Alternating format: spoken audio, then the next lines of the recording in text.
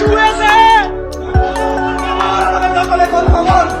গণভবন আমাদের দখলে, গণভবন আমাদের দখলে।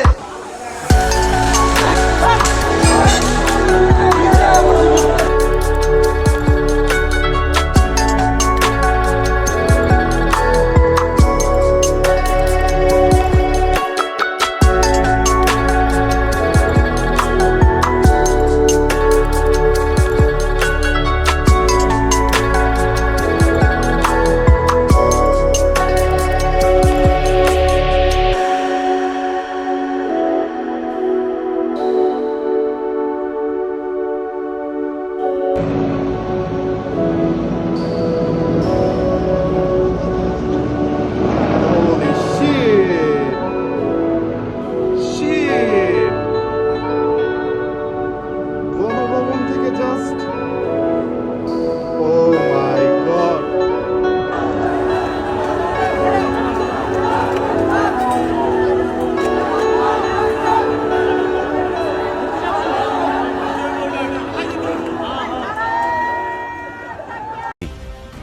সেনা পরিবারের একজন সদস্য হিসেবে আমি সেনাবাহিনীর কর্মকর্তা এবং সদস্যদেরকে স্মরণ করিয়ে দিয়ে বলতে চাই, খুনি হাসিনার পৃষ্ঠপোষকতায় 2009 সালে বিডিআর পিলখানায় সেনা হত্যাযজ্ঞ চালিয়ে 57 জন সেনা কর্মকর্তাকে নির্মমভাবে হত্যা করা হয়েছিল।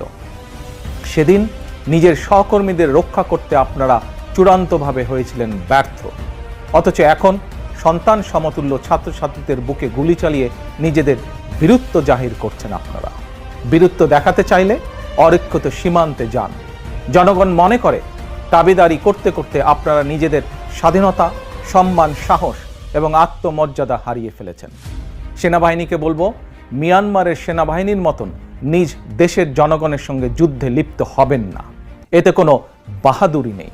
অবিলম্বে ব্যারাকে ফিরে যান।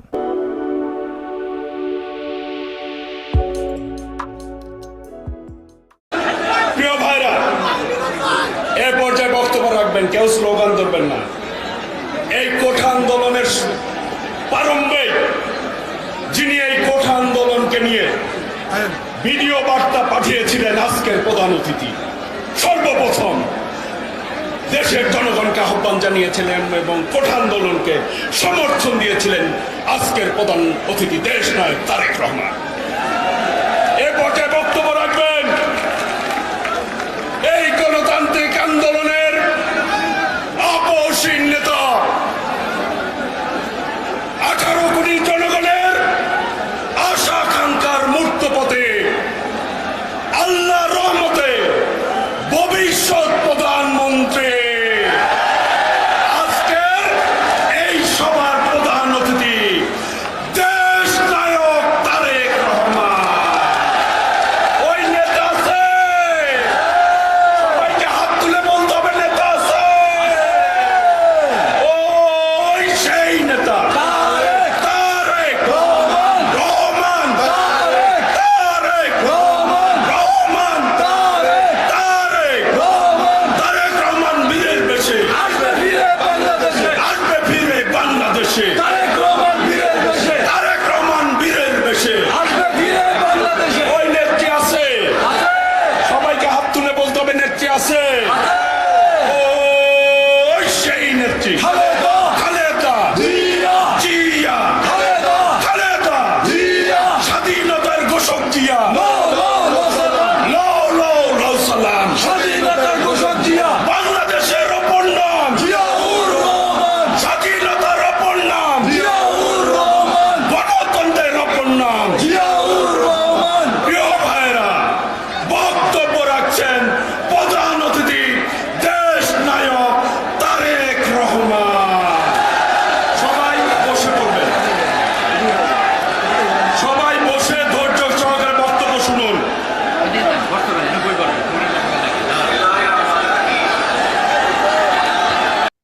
আসসালামু আলাইকুম। প্রিয় বাংলাদেশ আজ কারামুক্ত। পুরো বাংলাদেশটাকেই বিগত 15 বছর ধরে বন্দি করে ফেলা হয়েছিল।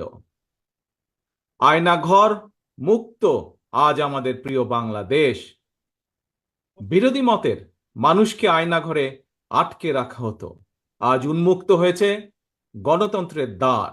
আজ মুক্ত, স্বাধীন, প্রিয় বাংলাদেশ। স্বৈরাচার গণহত্যাকারী হাসিনার পতনের মধ্যে দিয়ে হাজারো শহীদের রক্ত রঞ্জিত বিপ্লবের প্রথম ধাপ সফল হয়েছে মাত্র। ছাত্র জনতার এই রক্ত ঝরা বিপ্লবের চূড়ান্ত লক্ষ্য একটি বৈষম্যহীন গণতান্ত্রিক বাংলাদেশ। দ্রুততম সময়ের মধ্যে জাতীয় নির্বাচন অনুষ্ঠান করতে হবে। দ্রুততম সময়ের মধ্যে জনগণের ভোটে নির্বাচিত প্রতিনিধিদের কাছে ক্ষমতা হস্তান্তর করতে হবে। স্বৈরাচার হাসিনা পতনের রক্ত রঞ্জিত বিপ্লবকে সার্থক এবং সফল করে আসুন নাগরিক হিসাবে আমরা আরো দায়িত্বশীল আচরণ করি। বিভেদ, বিরোধ, হিংসা, প্রতিহিংসা নয়। আসুন সবাই মিলে রাষ্ট্র এবং সমাজে মুক্তিযুদ্ধের মূল মন্ত্র সাম্য, মানবিক মর্যাদা, সামাজিক সুবিচার প্রতিষ্ঠা করার শপথ গ্রহণ করি। নতুন প্রজন্মের জন্য একটি দুর্নীতিমুক্ত এবং জবাবদিহিমূলক একটি নিরাপদ গণতান্ত্রিক বাংলাদেশ আমরা গড়ে তোলার সর্বোচ্চ চেষ্টা করি। সর্বশেষে আমি আমার দলের নেতা কর্মী, সমর্থক, শুভাকাঙ্ক্ষীদের উদ্দেশ্যে বলতে চাই, আমরা সকলে ঐক্যবদ্ধ থাকলে তারুণ্যের জন্য যে তারুণ্যর নেতৃত্বে আজ বাংলাদেশের এই বিপ্লব সফল হয়েছে, আমরা সকলে ঐক্যবদ্ধ থাকলে আগামী দিনের বাংলাদেশের জন্য, তারুণ্যের জন্য একটি নিরাপদ ভবিষ্যৎ আমরা গড়তে পারবো ইনশাআল্লাহ।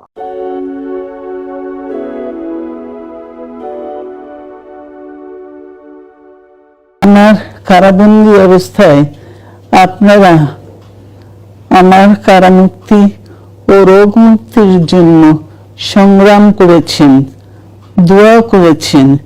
সেজন্য আমি আপনাদের সকলকে ধন্যবাদ জানাচ্ছি। দীর্ঘ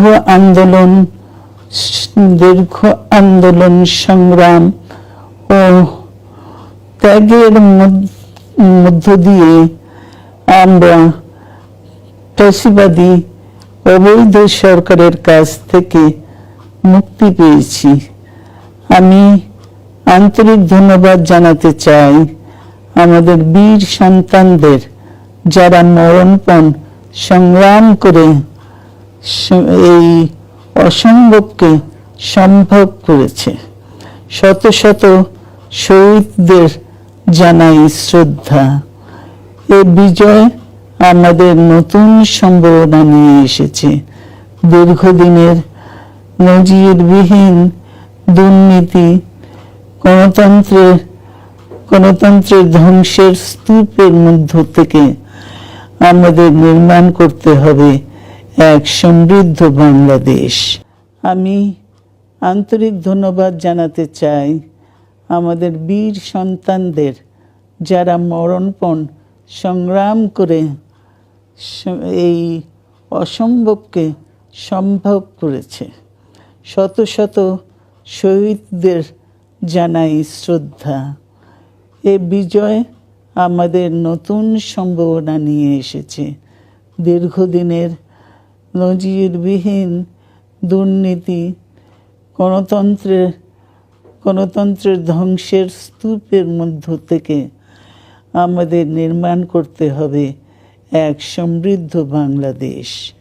ছাত্র তরুণরাই আমাদের ভবিষ্যৎ।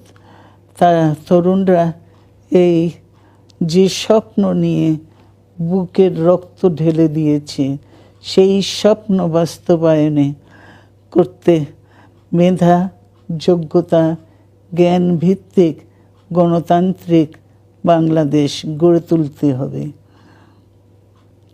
শোষণহীন সমৃদ্ধ বাংলাদেশ সকল ধর্মের গোত্রের অধিকার নিশ্চিত করতে হবে। শান্তি,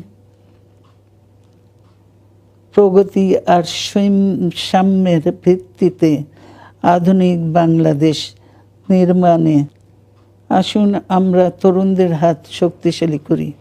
ধ্বংস নয়, প্রতিশোধ নয়, প্রতিহিংসা নয়, ভালোবাসা, শান্তি ও জ্ঞান ভিত্তিক সমাজ গড়ে তুলি। আল্লাহ হাফেজ। বাংলাদেশ জিন্দাবাদ।